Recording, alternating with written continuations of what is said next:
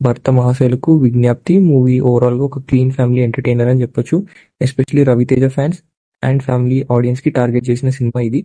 Story simple గా husband wife relationship, misunderstandings, emotions, comedy చుట్టూ revolve అవుతుంది. సో కాన్సెప్ట్ టోటలీ న్యూ కాకపోయినా narration engaging గా ఉంటుంది.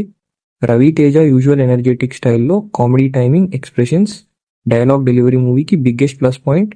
కొన్ని సీన్స్ లో ఆయన screen presence full of generate చేస్తుంది. ఎస్పెషలీ ఫ్యామిలీ సిచ్యువేషన్స్ లో ఆయన పర్ఫార్మెన్స్ న్యాచురల్ గా అనిపిస్తుంది.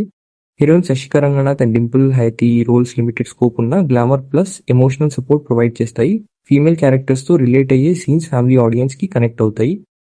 సపోర్టింగ్ కాస్ట్ కామెడీ ట్రాక్ మూవీకి additional strength. Satya, Vennela Kishore type actors timing correct గా యూజ్ చేశారు.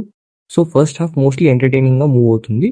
సెకండ్ హాఫ్ లో ఎమోషన్స్ డామినేట్ చేస్తాయి. కొన్ని సీన్స్ ప్రిడిక్టబుల్ అనిపించినా ఫ్యామిలీ సెంటిమెంట్స్ కోసం డెలిబరేట్ గా డిజైన్ చేసినట్టు క్లియర్ గా కనిపిస్తుంది.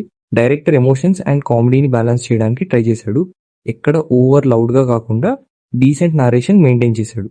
మ్యూజిక్ బ్యాక్గ్రౌండ్ లో మూవీ మూడ్ కి సెట్ అయ్యి సాంగ్ స్టోరీ ఫ్లో ని డిస్టర్బ్ చేయకుండా ప్లేస్ చేశారు. బ్యాక్గ్రౌండ్ స్కోర్ ఎమోషనల్ సీన్స్ కి ప్రాపర్ సపోర్ట్ ఇస్తుంది. సినిమాటోగ్రఫీ నీట్ గా ఉంది. ఎడిటింగ్ స్మూత్ గా ఉండడం వల్ల మూవీ లాగ్ ఫీల్ ఎక్కువ ఉండదు. రన్ టైం రీజనబుల్ గా అనిపిస్తుంది.